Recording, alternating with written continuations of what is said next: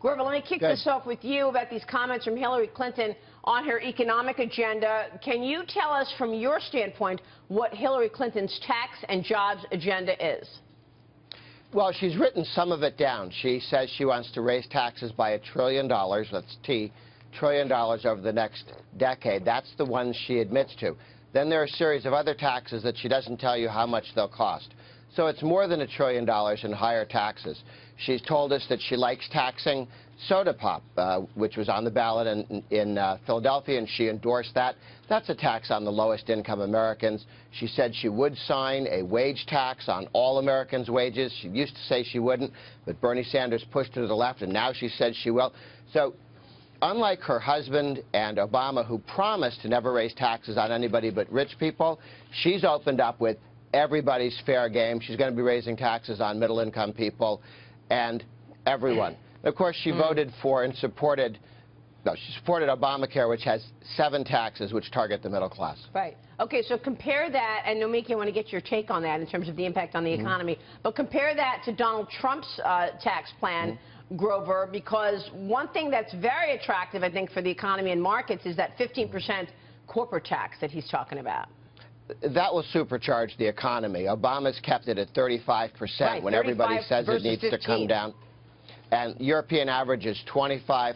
If we go to 15, these inversions where Obama's been throwing businesses out of the country because it doesn't make sense to be, if you're international, to be an American company with Obama's 35% tax rate when the rest of the world's down at 25 and lower, that ends. No more inversions. 15% would be tremendous for growth.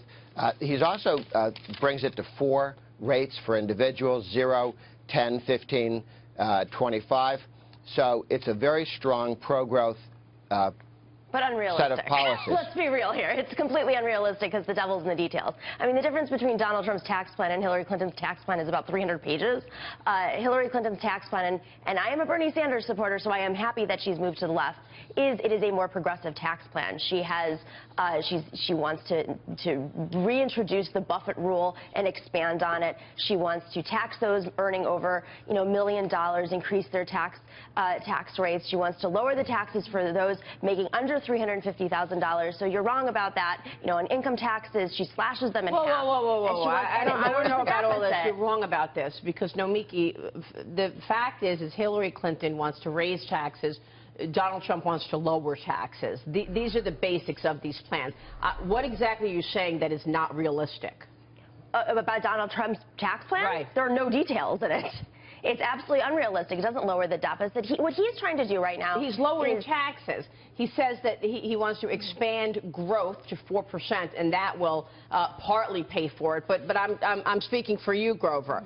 Sure. Nomiki says it doesn't make sense. What do you say? Well, it doesn't make sense to a liberal because they want to spend more money, and Hillary wants $1 trillion more to spend. No, we want to tax the rich. We want to make sure that the rich are actually paying their taxes. That's the difference. Yeah, that's what you say. And then, as under Obama, you screw the middle class, and under Clinton, he raised taxes on gasoline.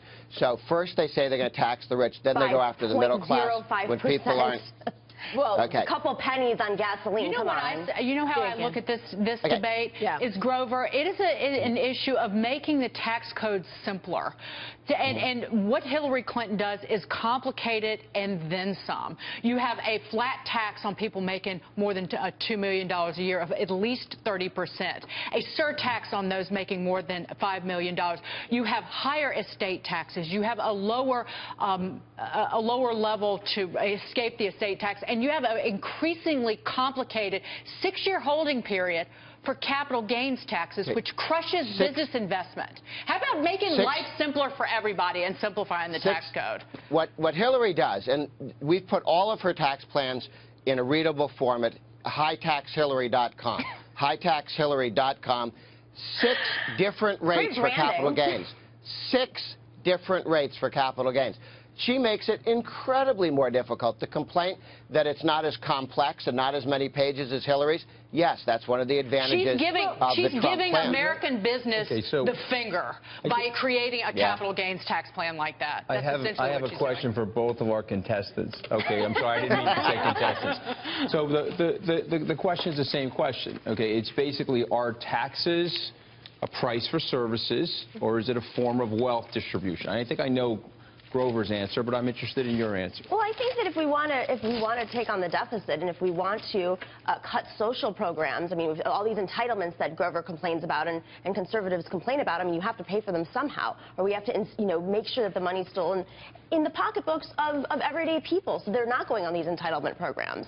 So I think it is a redistribution of wealth in a very simple form. I mean, when you have the burden, the tax burden on so that might those be making under that might be the biggest ideological difference. Bernie Sanders' tax plan adds $10 trillion to the debt because of his spending. But because of Medicare, of those Medicare for all and free college, $10 trillion to the debt. You choke off the economy. Even Bill Clinton knows this. If you're hurting the job creators, you're not going to create the jobs. It's just the way it works.